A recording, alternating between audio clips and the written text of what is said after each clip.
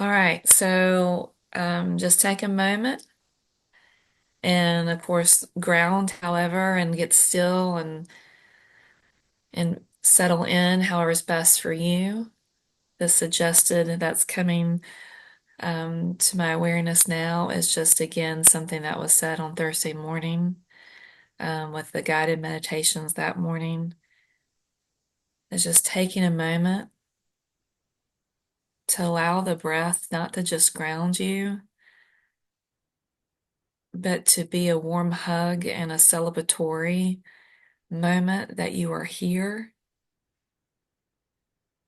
through all the things that may be going on outside of your body or inside of your mind. It may feel just taking a moment to breathe and allow the breath again to celebrate you,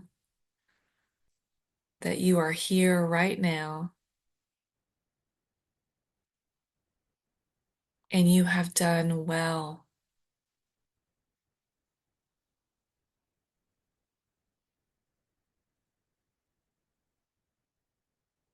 And if your eyes leak a little bit, allow that to be.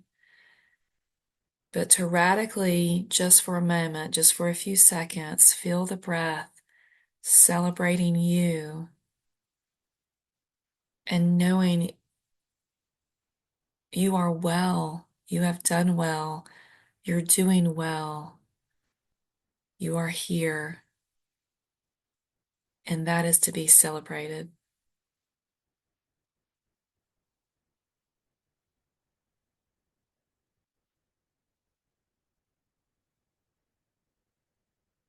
And so take a few more moments, whatever you need.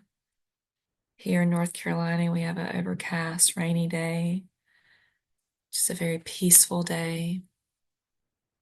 And come back when you're ready. And welcome, Nicole. Glad you're here. And so I'm going to jump into what a few people sent me. If there is something that, again, because your energy, we are all in this collective together, if there's something else that's feeling like, let's pivot, we'll pivot. Um, Meredith Luber sent this. Meredith Luber, some of you know, she um, does a lot of mentor collective stuff with the other. Um, if you're done with sharing slides, you can stop sharing. Yes. Can you see this slide? Can everyone see what I have up? Okay. Um, so she sent this. It was a based on a discussion. Yeah, Meredith is just a lovely soul. She's a yoga person as well, and she mentors in mindfulness as well. And then I just love this quote, and I want to kind of toggle on the meditation about celebrating and knowing you've done well, you are doing well. With this quote to then something that Maria sent a few days ago that she was reading and sent as well. So don't ask what the world needs. Ask what makes you come alive and go do it. Because what the world needs is people who have come alive. And just kind of introducing this and then opening up to the floor. When I think about because the world needs people to come alive, I think about our true nature being creative. We are born to create. We are creating all the time, whether we know it or not. So I keep thinking about what makes us come alive is when we feel free to create, to be our true nature, our creative nature. And then, let's see, let me go back here for a moment and get back to my screen. And I will move to the other, hopefully. Um, okay, I did it just a minute ago, and I know I can do it again. Here we go. Okay. This is from the book. Actually, Maria, can you all still see this? Do you see the pivot year? Someone say yes, because I can't see you right yet. Is anyone unmuted that Yes, can? yes, Okay. yes. Thank you. So this is actually a book I think Meredith suggested to Maria. It's called The Pivot Year. It's one of those everyday ones. And this is from the excerpt of that. I'm going to read it and then let's see where we all land with this. So until you confront the shadow of your own self-disapproval, you will always be gazing out at the world in fear of who might not love you completely, who might draw your awareness to the part of you that already believes you are unworthy of being appreciated, of being fully and truly known. You must first find a way to make peace with yourself, even if you cannot madly love every aspect of who you are. You must come to a place of believing you deserve respect, even if you're still a work in progress. You must learn to see yourself with kinder eyes.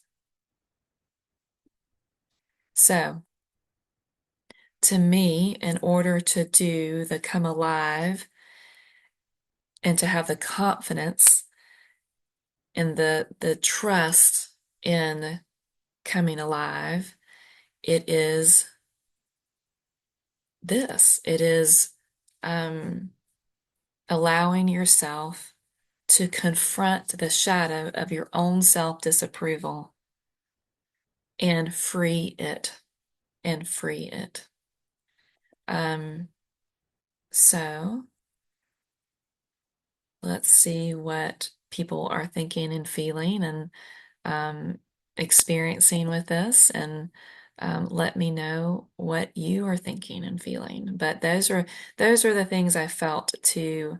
Whoops, I'm gonna stop right now. Stop sharing my screen. Um, this is what I was feeling to start with today. So, all right, and I can pull those back up in a moment to for you to write down. I can also send those through um, through our email as well when we send out the recording. So, okay, thoughts, feelings. Everyone back to the screen. Everyone feeling comfortable. Okay. So, any thoughts, feelings as we jump into maybe these two quotes, or if you're like, I've got something that may go right with this or something different, let's talk. So, Well, I can add in since yes. um, something that's been coming up for me a lot and lately is the word awareness, and that was in that quote from the Pivot Year as well. And I made a note a little while ago asking myself, what direction is the compass of your awareness pointing? So if your awareness is in your head, in your story, then that's where your awareness is located. But I've been trying to do a lot of grounding and just trying to locate awareness.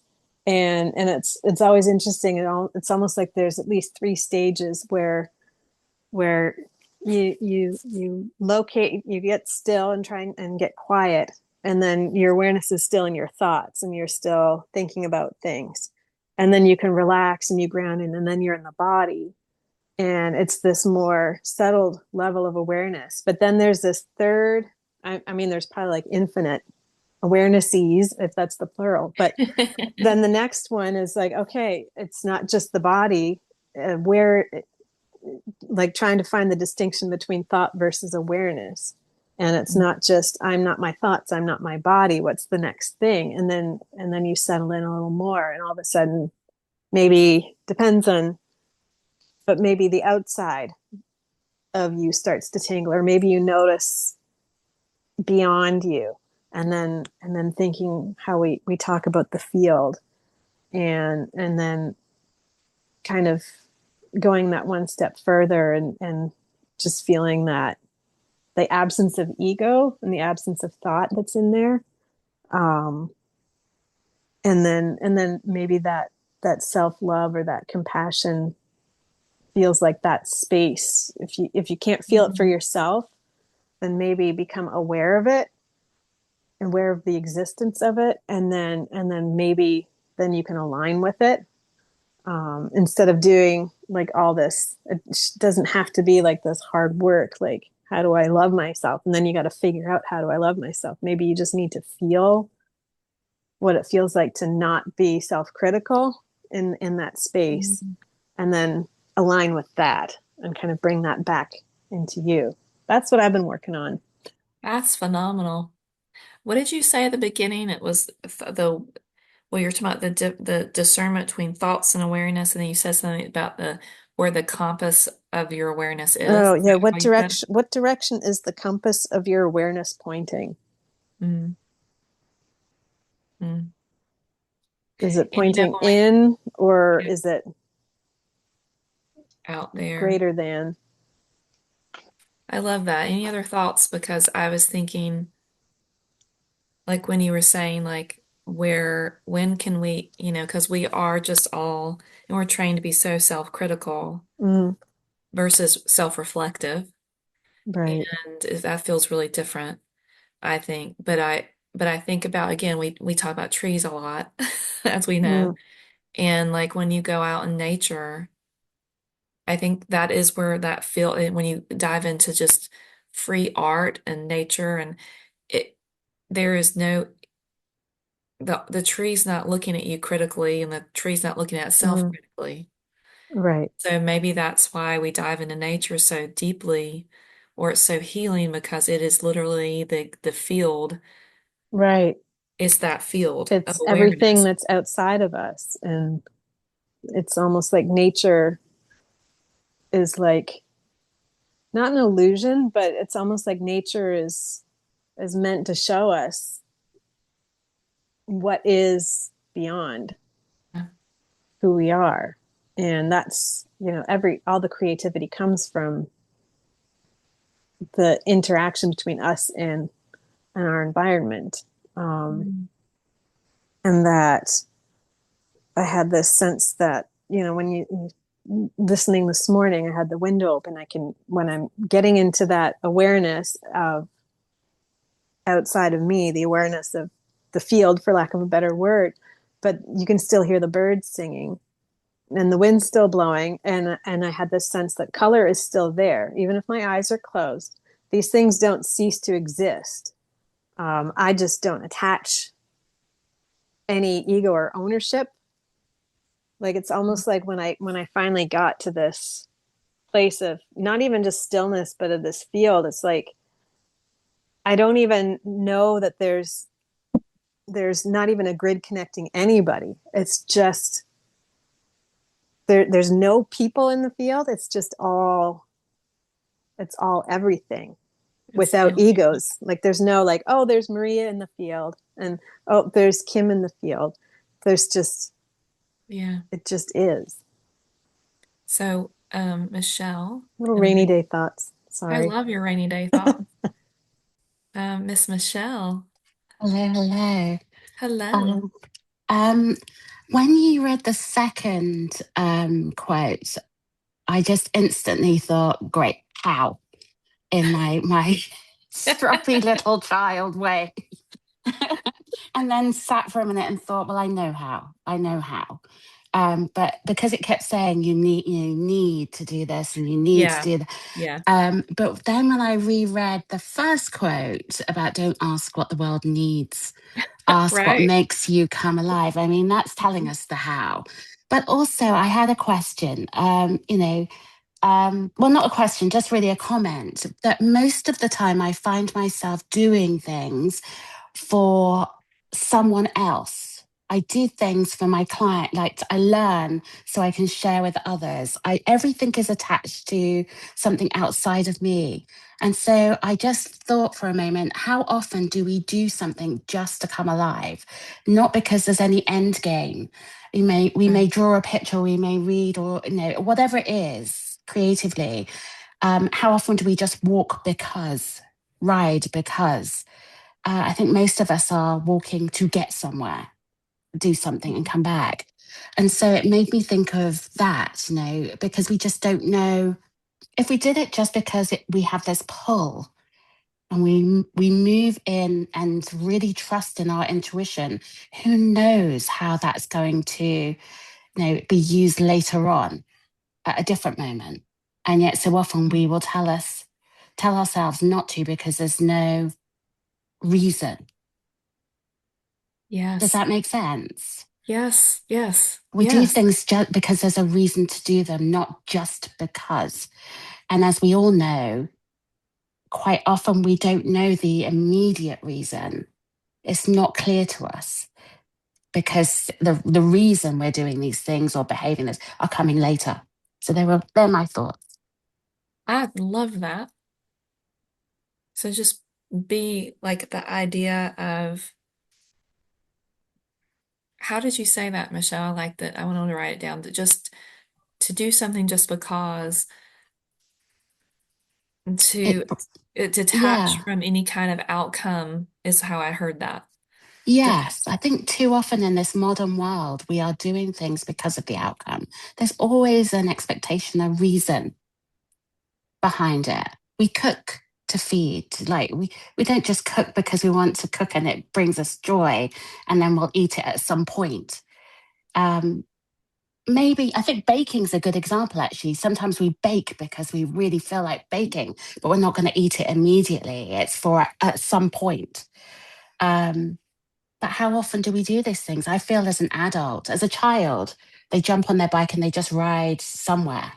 And I struggle yeah. with my 11-year-old to think, where are you going? We're just riding. How often do we as adults just do things because they bring us joy? All right. Everyone else? Frank? Yeah, I'm the interesting part of it is having that thinking about the link of the awareness and then what Michelle is talking about is ultimately having the awareness of understanding how there's the vibration and there's a frequency to love, but we can be in a zone where we're not actually experiencing that as much or noticing that as much because we're trying to get to our result. We're trying to just get through life. But then there's that really neat thing because I think ultimately the real word at the end of the day, awareness is what our brains are going to do to try to talk about what frequency is and having an understanding of unity and having all the vibration around and being connected to the divine. But ultimately it's experience, which is also gets back to your quote of the aliveness. Do what makes you feel alive. That's the experience. And that's the part that's not in your head. What's in your head is there is an awareness of all this beauty and magic that I may walk through my day or may go through my day and ignore. And I'm not, and I understand we have to do plenty of things in our head, but at the same time, the more we can get out and experience, the more you're in that mode of being able to just be. And that gets back to what Wendy was saying, because the trees just be, they just experience. They're just in divine harmony. They're just being. They don't need awareness. There isn't awareness. There's just a being and there's just an experience. But I would still say the trees are experiencing. And Hmm. at our moments when we're at our deepest rooted memories, I think for all of us, and hopefully good, but I understand good and bad, but it can be in a situation to where it was a real experience. It was a real experience. And that's, you know, the more that we take with this is the more life becomes richer, which I think gets to your original quote, Hmm. the first quote. Yeah. Anyone else? I was also just thinking, isn't it interesting?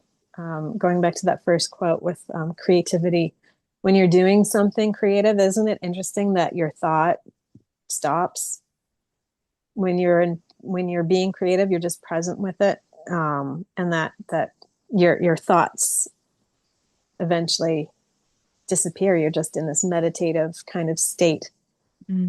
of being, of creating, and that's that's kind of like in some ways what that awareness is. It's the like being absent of thought, or when the thought quiets, awareness remains. um, Hmm. and That's the key. creativity is a way to access that.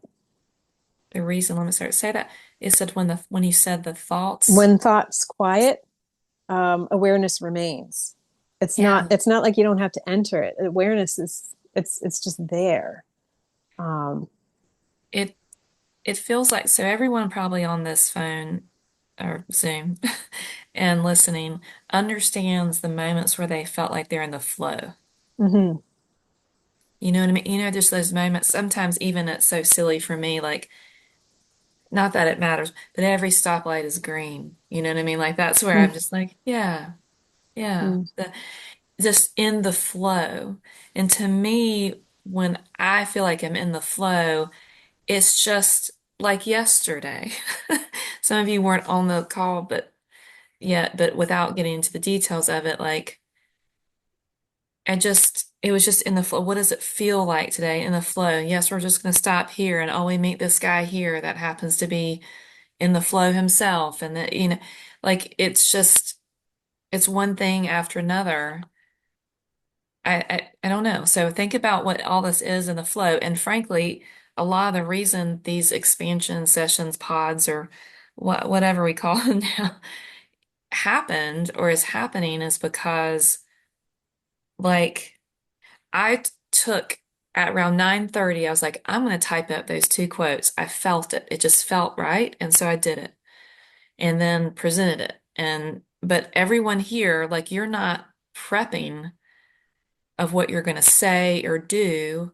We're just here to experience as a collective the flow, the creative, listening, and feeling this wisdom that is already there within you and being creative together. Aren't we just the example of what this feels like to be in a collective and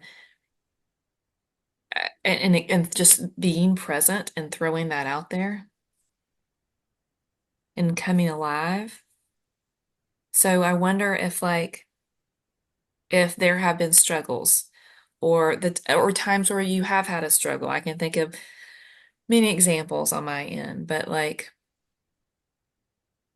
detaching and getting into a different type of awareness. I think sometimes when the struggle, like I think that, you know, we thought about that, and we used to talk about the infinity of being part of our body. And then if the infinity is just this big an expansion between the loops, there's this big field of in the loops of this just creative potential energy. Um, and then if we're in our head a lot and our thoughts and stress, anxiety, that those fields, that figure eight, it feels like it's shrinking and there's just not a lot of movement and it's tight.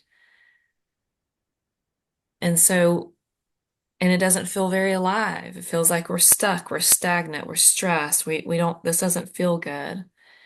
And so it'd be really interesting to think about the times where you've been in the flow and or are in the flow and it just what for you specifically, what has that felt like, or what's the difference? Or even if you're in it right now, what does the surrendering to that look like and feel like? And I think it was Stuart Wilde. He wrote The Infinite Self. I highly recommend that book. He's written some that I think others have a little.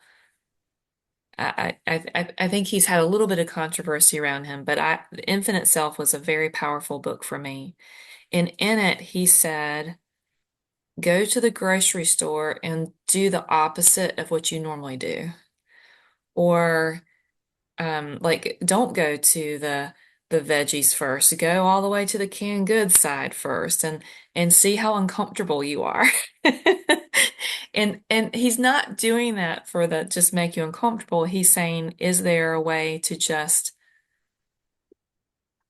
the mind will say this is the process and it must be this way. what if you release that and just surrender? So if you're feeling like in this, for me, if I'm feeling that angst, I'm going to do something completely unexpected. Completely unexpected. Michelle, I love how you're politely raising your hand, but you don't have to. But it does, I do see it. um, just a couple of things. Um, when Franklin said about the trees and awareness, I have a tree that has a face on, and I can see it here every morning I speak to it. Like it naturally has a face. Um, that tree is absolutely aware of everything that's going on in this house. Everything. I see it smile. I see it. It loves it. And today it's raining and it just loves the rain. But so that was the first thing I thought of because I I speak to my love that. tree every day. Um, but when you're talking about, those moments when you're in the flow, the reason I'm in America started with that. And it's interesting that hindsight is a beautiful thing to enable you to see that. And and when you were saying, what's it feel like? Well, it's slow and it's calm, and it's a moment where you just go with, like you're going along without question, judgment. And I say this because me and my husband went shopping for food, and I just happened to see a sign for this is in England, a sign for a new development. We weren't looking for a house, but I said, hey, why don't we go and have a look? And so we turned to go and be nosy. He didn't question it. He just turned the car. That's not normal. And we drove up. We got out of the car, not normal, and started walking around. Somebody came up to us, said, are we interested? There was one house that somebody had put a deposit on, but they weren't sure. They said, if that house is available, then if it becomes available, we'll let you know. Within the hour of leaving there, they let us know that that was available. We happened to have the ridiculously low deposit, £500, to put down to save that house on a shopping trip. But that was the catalyst of being in that house for a year, the prices rising, us selling and making money to be able to afford to come to America. At that point, we didn't even know we were coming to America. We were just purchasing a random house in an area that we didn't like. We just went with it. It just felt right. And so I think in those moments, like I said earlier, just doing things because you feel it, you feel that aliveness, it's right with all your heart, and there are no questions, and going with that, um, unconsciously or consciously. I think quite often we do it unconsciously, and then later along we think, that's the reason we had that crazy moment. So yeah, I just wanted to add. And I would say maybe the reason we're talking about this today for all of you here and listening later, there's a reason we're having this conversation. It may be what happens in an hour for you tomorrow. Like this is a reason. But when Michelle was talking about that, I would love for you to send us a picture of your smiling tree. Oh, I will. I would love that. But what I feel like, in that flow and the trust, it's like I don't feel segmented. Do you know what I mean? I don't feel like my brain's telling me one thing, my heart's telling me another. I don't feel segmented. And frankly, like you, like that was I feel like I'm very quote unquote productive, but I don't like using that word. Eh, but when I'm in the flow, there's no ball that's dropped necessarily. If anything, I'm more present. Well, I am more present, and it's just, I don't know, lovely. Laura. So tagging on, I don't have as fun story as Michelle, but I grew up with lists, and on the weekend there were lists. My parents used envelopes, and so there was always the back of the envelope, and everyone had a list, and so very oh, hello dog, left brain with everything, and I that has been my pattern is so disciplined with time and lists, and so for me on the weekends when I don't have a list. And the first couple of times I did that, it was really stressful because I was like, well, what do I do? What do I do? And so for me, being in the flow was being open to What do you want to do? And this was around housekeeping or putting something away. And so I'd find myself, oh, I like would start cleaning the kitchen, and the next thing you know, I'm pulling all of the equipment out and cleaning behind it. Or then I notice that the front of the cabinets. So I'm somebody who loves to clean. I love to clean my house. So that actually brings me joy, right? When I allow myself the space and things I hadn't noticed 5 minutes ago, I'm in there. There's no time restraint, and so I just and it's the joke about ADHD where, well, I went in this room to get this and I saw this, and so I had to take it to the laundry and this, and at the end of the day I'm exhausted, but I didn't get anything done. To me, that's flow, because all of a Right. sudden I am doing things and it brings me joy because I'm finally putting that thing away. And I noticed that the apple core was split, and before it totally fell apart, I just went and grabbed the super glue and set that up and was like, yay, I fixed that in the moment, and then on to whatever next. And it's funny because when I shifted out of the I have to get things done, and I'm just giving myself a day of whatever wants to come forward, whatever I want to do. Those are the days that I feel more satisfied because I am in the moment. I'm just enjoy with what I'm doing. And I can't always look back and tell myself, okay, what did I do? What did I accomplish? Right. But this has been that pattern of behavior that I have been unlearning, and just like, no, that was a great day because it felt good. And it made you feel alive. Yes. You were alive, and you just honored yourself as the creative being of the God inside of you, the divine, like the source. You are the source. So it's not out here something telling you what to do. It's what does feel right? What does it feel like? And it's amazing to begin to practice. Well, a lot of people, what do I want to do? What do I want to do? To begin to, even if what I want to do is sit here and just sit here and technically do nothing quote unquote productive, you're still doing like, not have guilt around that. I think a lot of women or people that in general have been brought up that way, it's very uncomfortable, but how freeing it is. And that goes back, I think was it Michelle that said, where I can't, that, um, doing things for other people so much. Well, how do I, just show up for myself and just take a walk, just to walk and see where I land? And, that's what little kids do naturally. If they're in a safe, enriching environment, a loving environment, I mean, well, they'll come in doing that anyway. And then the environment will begin to shape them on what they feel like is appropriate or not. Right. And then those kids that are very rebellious, that are here to really teach their parents something, they're going to push those boundaries. But watch what children do. Look what animals, like, it's the pureness of that. So I am very curious of why we're talking about it, and I'm sure there's a reason. Um, but anything else, or shifting gears into this, or like any other ahas or questions, Laura? Well, just a short answer. As soon as you said that, it's a difference of the pushing out and coming from within.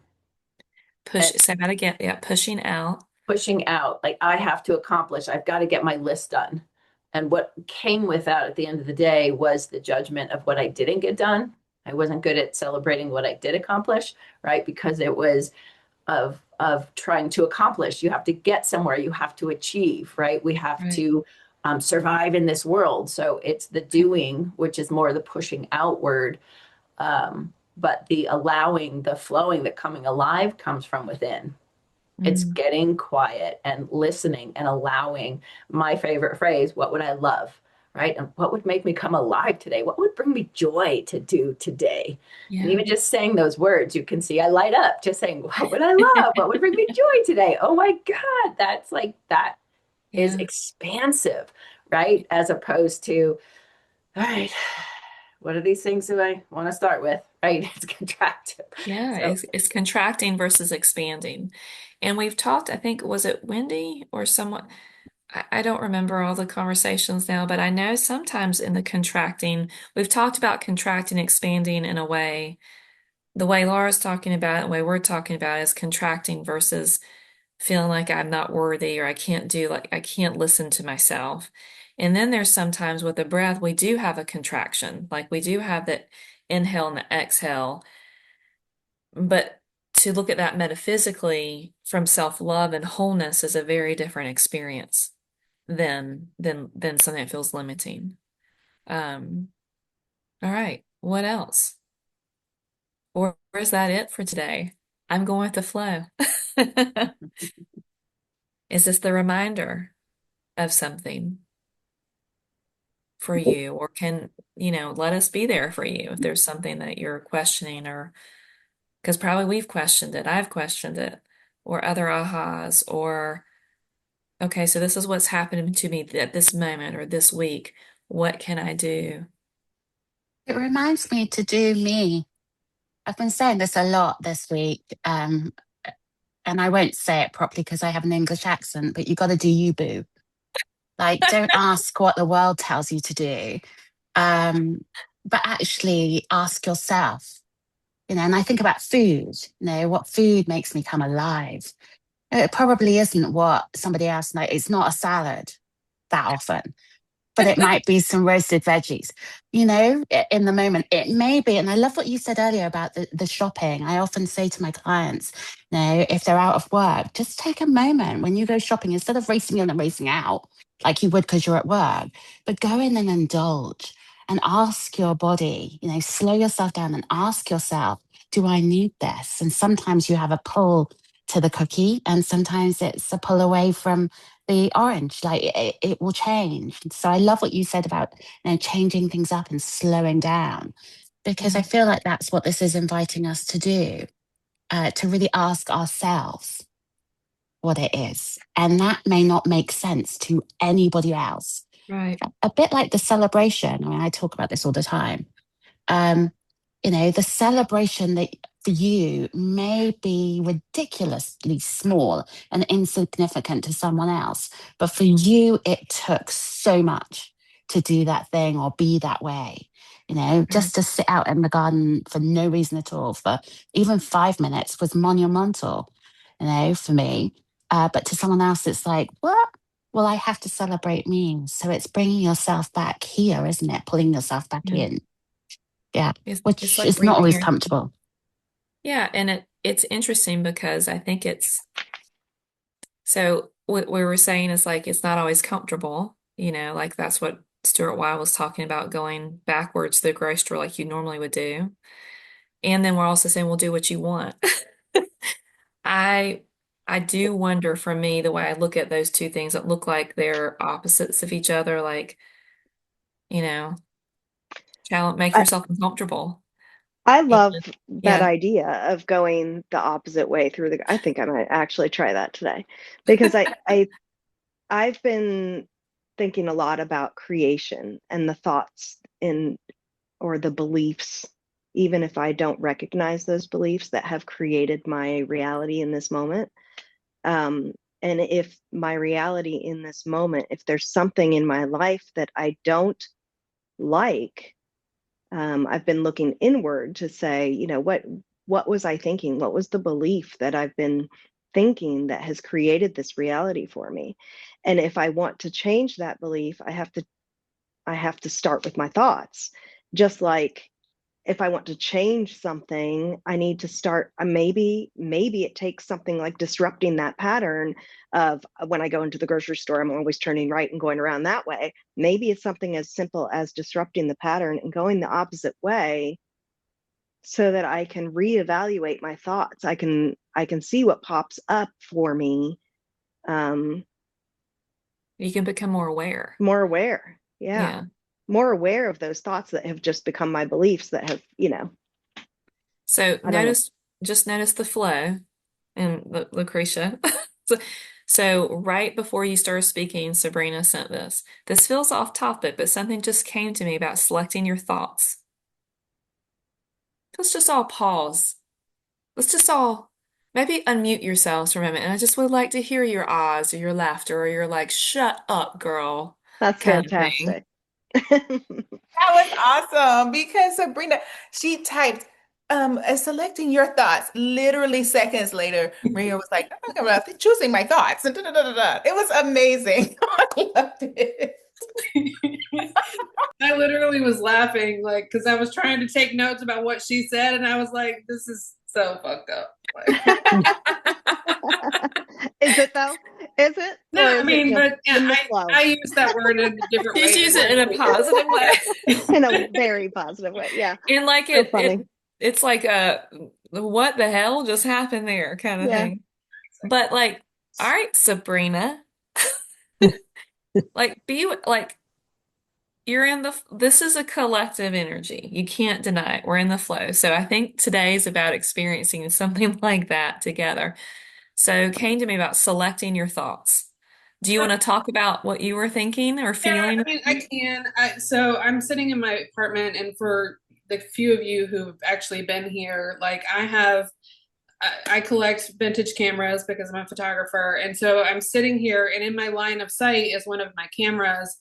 And it just, I don't know, it just is in my mind about like the way that as a photographer, when you used to use film, you only had 36 frames on a roll of film. And so you had to be very selective about the pictures that you took. Where in contrasting that to, and the reason I think that I was thinking that was because this particular camera has a little wristlet strap, which reminded me of my phone that has, you have most people, like a lot of people have the wristlet strap thing on their phone, and that we walk around with cameras every day and we take pictures of every single thing that we see from our food to whatever. And then you take it and then you forget about it. And then you scroll through your camera roll like at the end of the year or never. And you're like, oh, I completely forgot about that. Whereas, like, even I was still using film 20 years ago, So, like, 20 years ago, we were being selective about the things that we brought into our reality. And yet, I don't know, it's just that's kind of what was on my mind. And it's like, we have the ability to do so much more now, but is that productive? Is that beneficial to take all these pictures and have all these things that we never look at again? So, but I guess at the same time, like I have, books and books and books of pictures that I took years ago and negatives that I've completely forgotten about and never looked at again or whatever. So I don't know, maybe it's the same thing.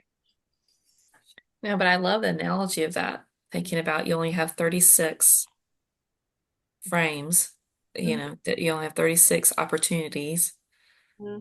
And so it heightens the awareness and frankly, the maybe the appreciation. Well, And and that so, actually brings up something else that is I haven't thought about in years, but there was a photography competition with at my university that was called the 37th frame.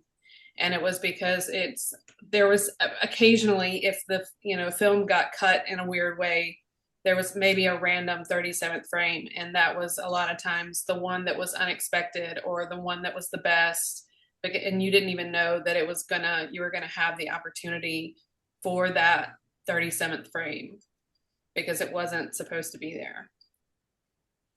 all I know is you talking about makes me want to cry, but it's just like there's something about that, isn't it? Like, do y'all feel that? I don't know. There's just something there is, it's magical. Hmm.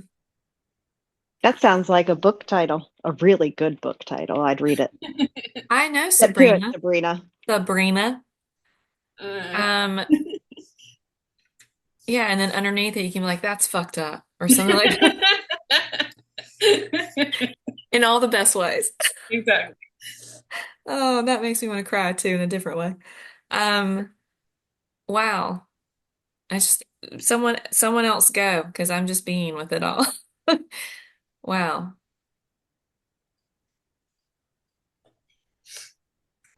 The 37th frame.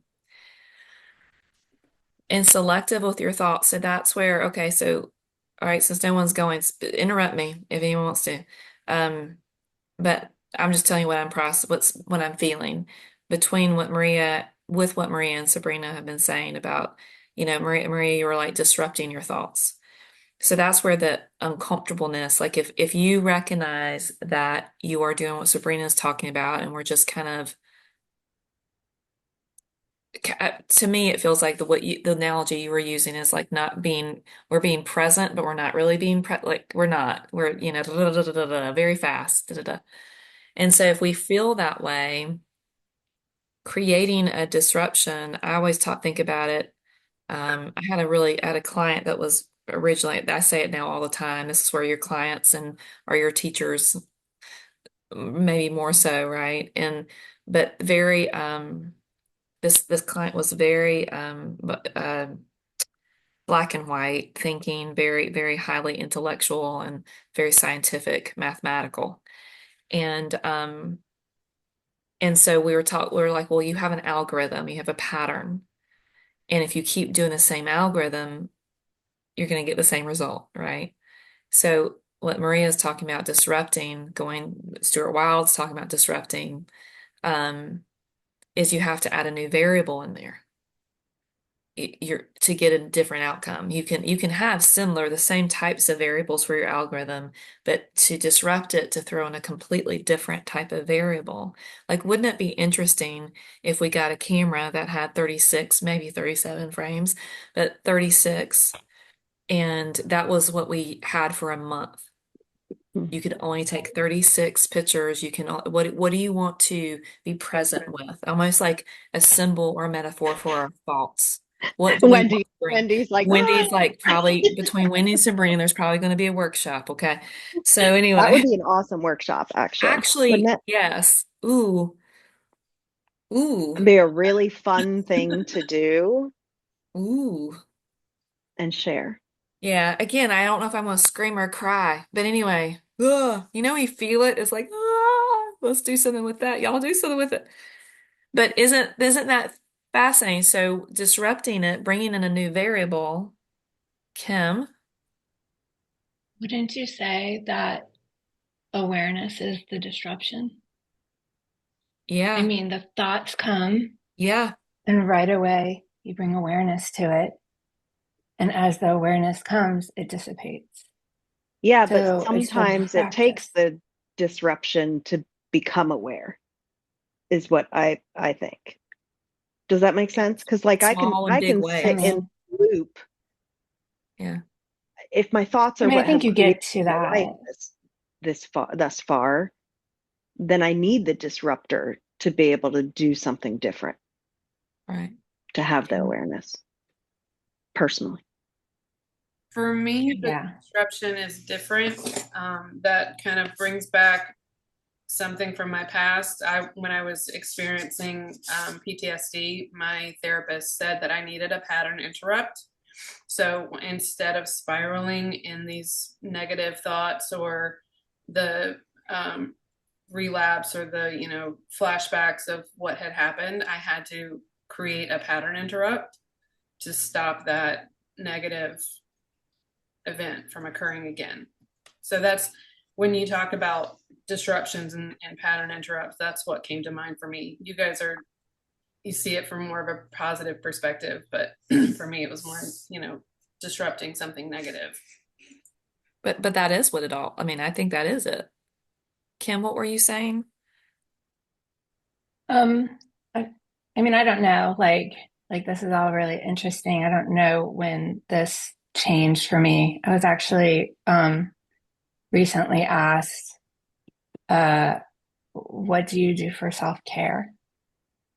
And that was a really interesting question at the time. It was recent because I could have, uh, in the past, realized, how I don't take care of myself in many different ways. I had to go externally to look for self care.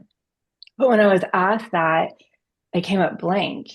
And the reason why I was blank, and again, I don't know when this changed. It's really interesting for me. This is all kind of foreign because there's like infinite frames. There's infinite times. It's awareness all the time. And so what I said to her was, well, every moment is self-care. Every moment is self-care. Everything that I do, every choice that I make is me taking care of myself. It's me being in awareness. And I know that that's not what everyone experiences all the time. Like, I think that's what everyone wants to come to. But I think that it's hard because, like, just for me, there's no story to anything. There's no bad. Um, there's no wishing that something was different. Um, or thinking in that moment that I should have been doing something different. And again, it doesn't mean that the past that I had was not critical to what I'm going through now. It's just that it's shedded. And here I am always in awareness. So that's why for me, awareness is disruption, because every moment in the middle of the night when I'm sitting there and some thought comes up, it's like, oh, awareness. Oh, that's not a real story. Oh, that goes away. And I don't know. That's But all that came from me. we were talking about we had a very intimate Vistara gathering at Hearts on Fiber, and yeah, Maria, that's the goal. Yeah, where I think that's our truth, without having any kind of self-judgment there too. But we were either talking about you in front of you or behind your back. I don't remember. It may have been the same conversation, Kim. And but I know we've talked about this where um you I if you were at times questioning a lot, like when we did when we studied, those of you that have been here, we said the bird tribes together and did some things. I always loved you were the disruptor of the group a little bit at that time in the best of ways, right? Because you're like, I don't know about like all these things, right? Yeah. You just didn't meet me when I was the disruptor. Like I've been that. Like I understand that. I still depend on what group I am. I still may be that. But what I love that you shared at the gathering was like what your disruptor, or what made you, what the new va variable for your algorithm came was when you decided to do that journal, the great gratitude journal. You pointed that to Yeah. be a I pivotal, mean, right. There are lots of pivotal things, and it's just, I yeah. don't know, it's just really an interesting thing because, like, once you get to that realization, all the other stuff sheds and it almost becomes foreign. And I had to go to a funeral yesterday, which was really, really great. And it was at a Southern Baptist church, which was also really, really great. And I'm sitting next to my sister, and this awareness of what what happens in that church and how it's so foreign. And, we're listening to, everybody coming to, she's going to heaven because, she believed in Jesus Christ, the Lord, our Savior. And Tracy and I are sitting next to each other, and Tracy's going, okay, if you're here, show me a sign. Of course, we're not saying this out loud. It was entertaining for us and also so foreign, even though we were raised in a church, not that church, but a church. And so Tracy's looking, and there's this light that keeps going on and off during the ceremony. And Tracy's like, look at the light. Of course, we're in the back, thank God. So look at the light. And it was really, really funny because if there was something crazy that was going on or said, the light would go off.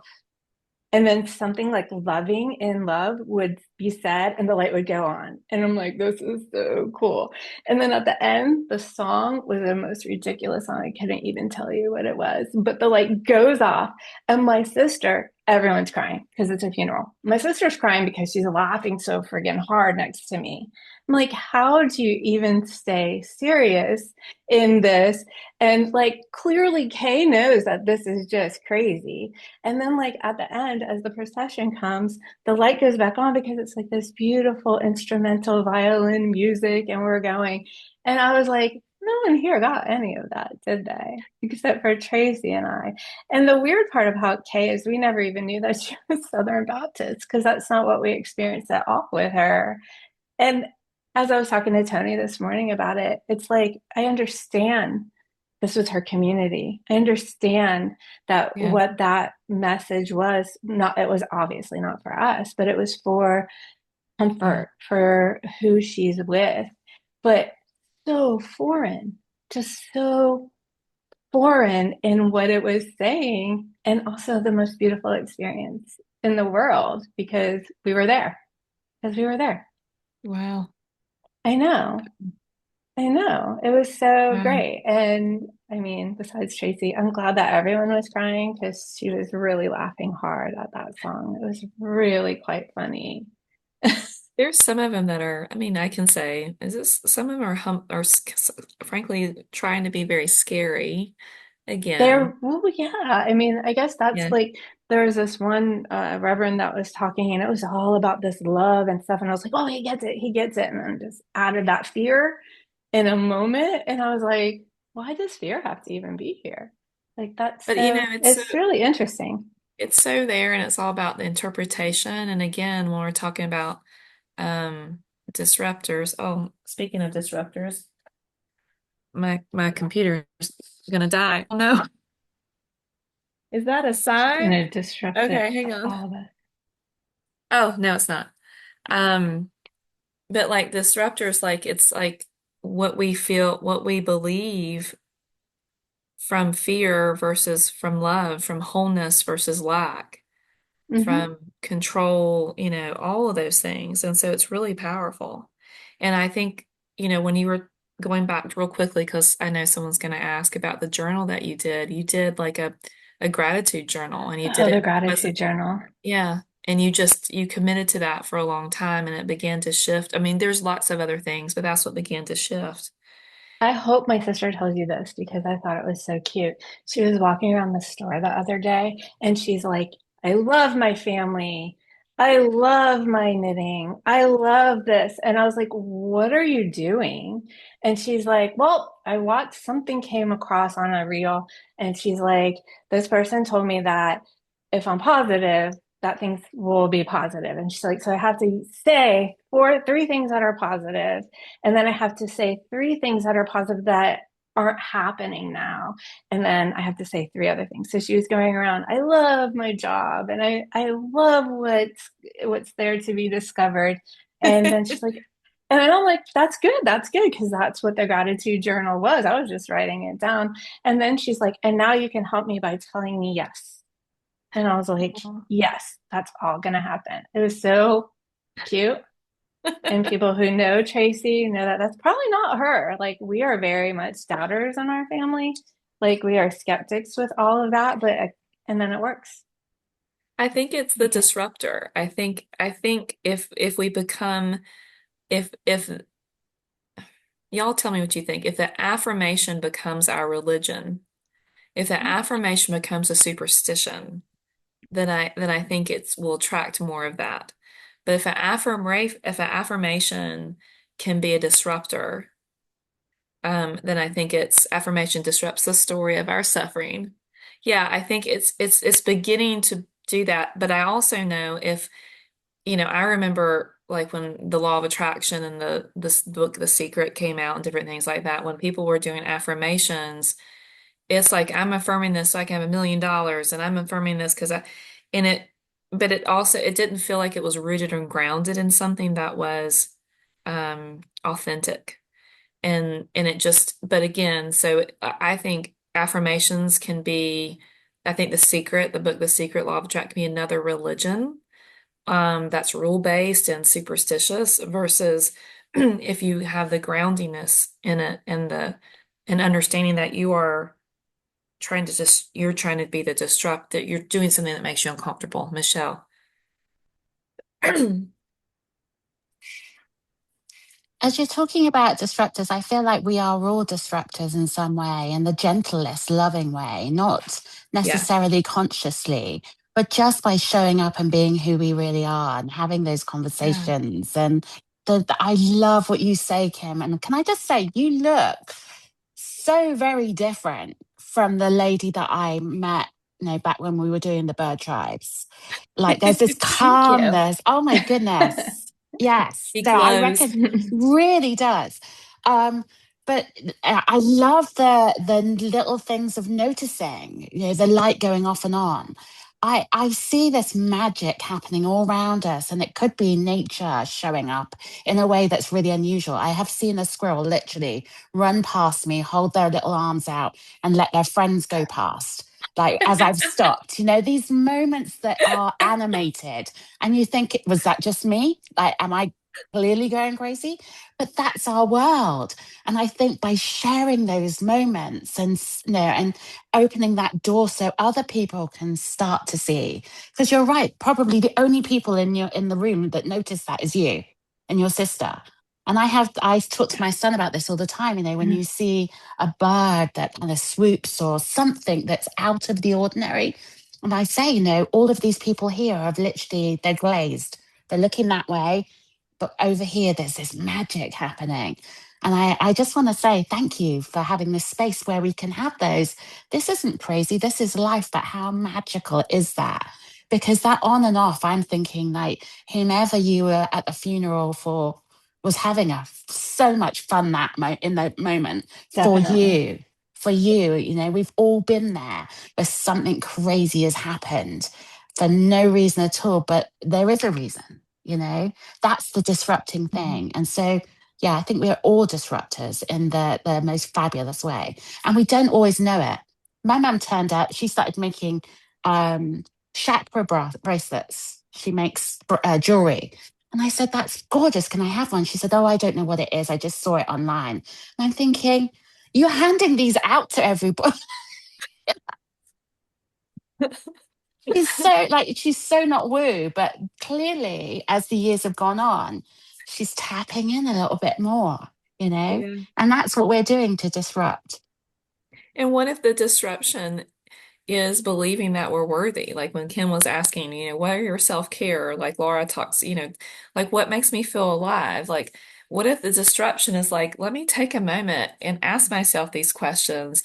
What if that is the disruptor in itself? Like, I am worthy. I really am, and believing that.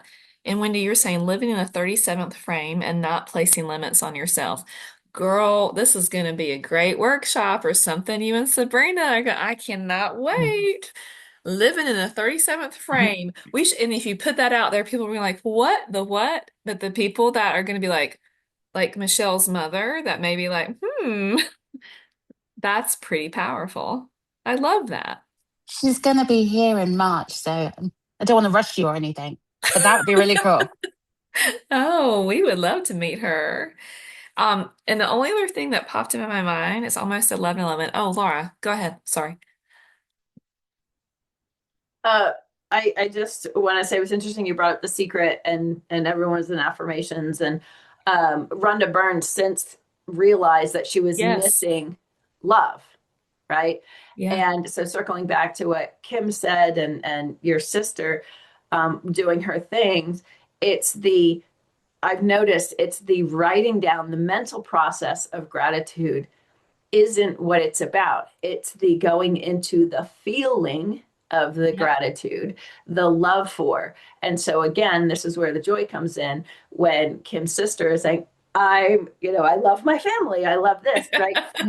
But it's igniting the joy that comes with it. And it's the feeling. And so, yeah, the religion is the mental construct system frame. I'm supposed to say this, believe this, do my whatever Hail Marys. That was not my religion, so I don't know how it goes. But forgetting it's about getting into the feeling of, and Everything. Mhm. and that goes back to the beginning.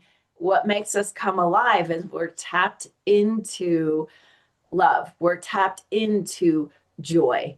So it's interesting how this has all come around. And I love that living in the seventh or the 37th frame, living without, what did you say? Not putting, living in the 37th frame, not putting limits on yourself is again that expansiveness outside of the rules.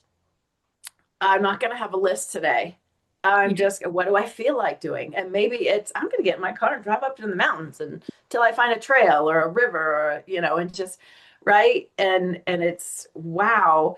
Um, that's Wow. what's going to make us come alive. And that's where the creativity comes. And that's where the kindness, compassion, the open to seeing another person comes. Go ahead, Kim.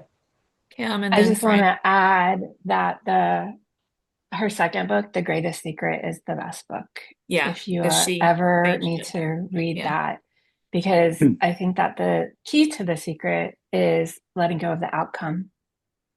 Mhm. So not only do you put it out there, you have to let go of how that's going to come back to you, because it That's why does. we even limit like the outcome is Yes. even Maybe greater. that's my book club Right. book.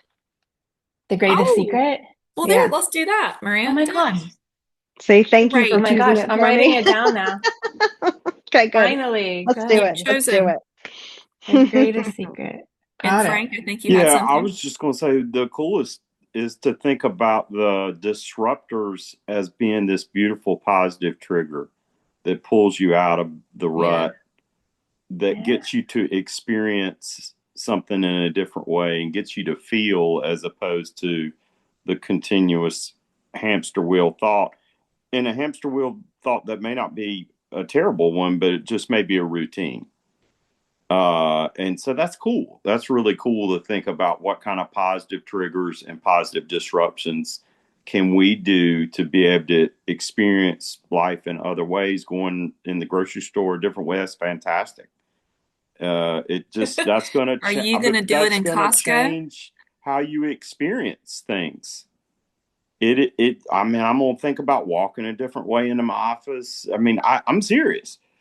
It is gonna it changes. I think that's kind of a cool. That's very cool, and it's also for me. It seems like it's another way to throw up your antenna back up into Yeah. picking up on the frequency of love and unity Being. and the magic that Michelle was talking about that we so often, even when we're aware, can miss.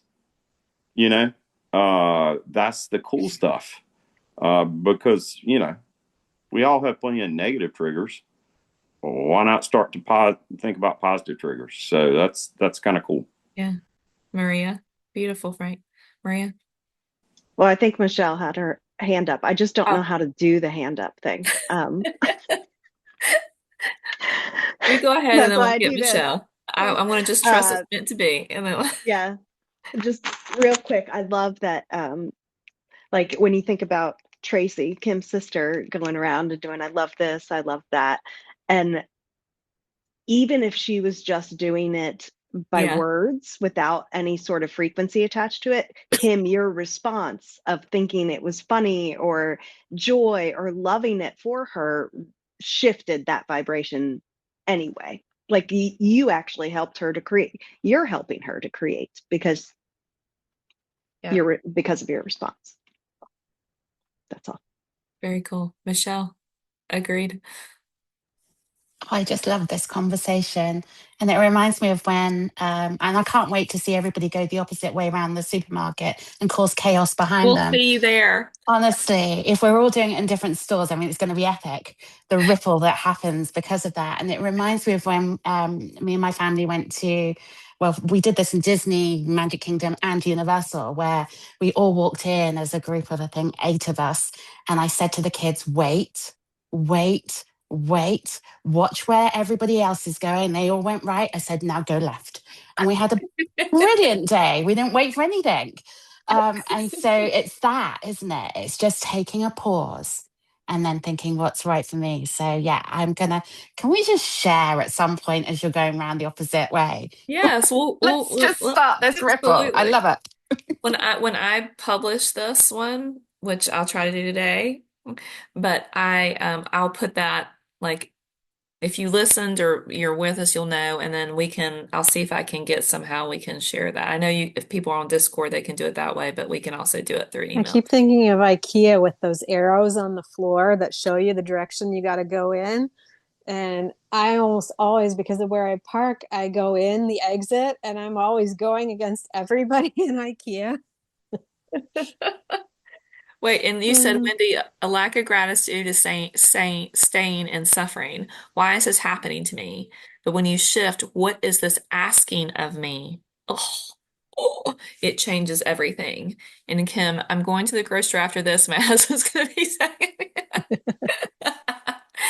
and Frank, I was just saying, Franklin, Costco and me and you, right? We are I'm there. not going So to we tell know him there's a either. thing. So I hated Costco for a really long time. It's my Southern Baptist church that I would have probably did not like Costco. And then the reason I began to love Costco is because I slowed down. I was like, some good. I just, so I would like to You see stop you. suffering. I just stopped suffering. I surrendered to my husband's love. That is not my love. And now it's become something that I actually will say, hey, you want to go to Costco together? What the? And he still looks at me. He's like, what's happened to you? I'm like, presence and gratitude, darling. Presence and Uh, gratitude. But anyway, So I've gotten out of all this. We just need to go to Costco, pretty much. Is that- it is ooh, raining field today. trip, I'll be field with trip. maybe so. Didn't you just go? yeah. Okay. Well, All right, so I love this. Let's all go to the store. Presence over performance. Presence over performance. Whoop, whoop. And again, that goes into your heart. And I think it's also like when we can do this for ourselves and are doing this for ourselves, think about how we see others. And presence over performance. That's why traditional classroom teaching, a lot of us are teachers on here, have been teachers. That's why that was always so hard. It became hard for me because I did not care about their score on the EOG. I cared about how they felt about themselves. And maybe, so that presence or performance, and that's what you all are doing. And so when you walk into the world in this, and also reach out to each other, we're this community that are reaching out. If you're not feeling this, I mean, reach out. That's what this whole group is here for. Um, we're there for you. We understand there's no judgment. But then when you're in it, you go into the world and you just radiate it. Like what Michelle was talking about, Kim. Kim like irradiate, like I can't get enough of Kim's like, whoa, like it's so fun. It's a radiation. It's this and it's just, and you just naturally speak it and you just naturally are it. And it's so beautiful. And that is amazing. Think about our family members, or if we have a partner of some kind, like children, it's amazing to think about them in our lives, presence over performance. Really cool. All right, let's end there. I think that's a natural end. Oh, Kim, you're all fancy. Do you see Kim's? Oh, we don't even know how to raise our hand. Laura, oh my heavens. And Maria, oh, and Lucretia and Maria can't even raise in her hand. Hang on. Host tool. Oh, I don't know how to do. It's just Oh, in the oh. React. Y'all can figure it. You're all smart enough. It's in the React. You click on React and you've If got a you're back. on your cell phone, it's harder to find Yes, it. I will say this that. is true. This is true.